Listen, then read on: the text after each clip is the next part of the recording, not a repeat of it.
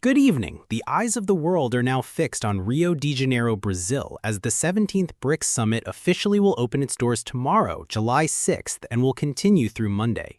This year's gathering marks a truly historic moment for the bloc, which has significantly expanded its ranks.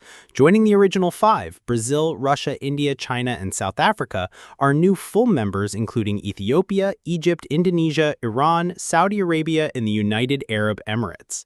This expansion reflects a growing desire among non-Western nations to forge stronger alliances and exert greater collective influence on the global stage.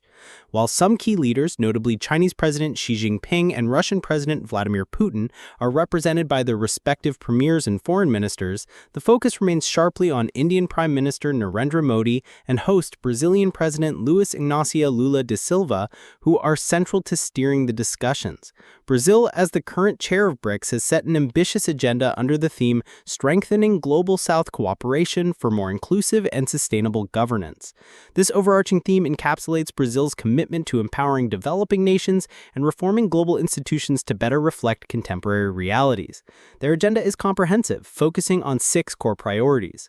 First, global health cooperation, with initiatives aimed at ensuring equitable access to medicines and vaccines, and even launching a BRICS partnership for the elimination of socially determined diseases. Second, trade, investment, and finance, exploring mechanisms to increase and diversify trade flows with a significant emphasis on the use of local currencies and the development of alternative payment platforms to reduce reliance on traditional global financial systems. This is a clear signal of the bloc's desire for financial autonomy.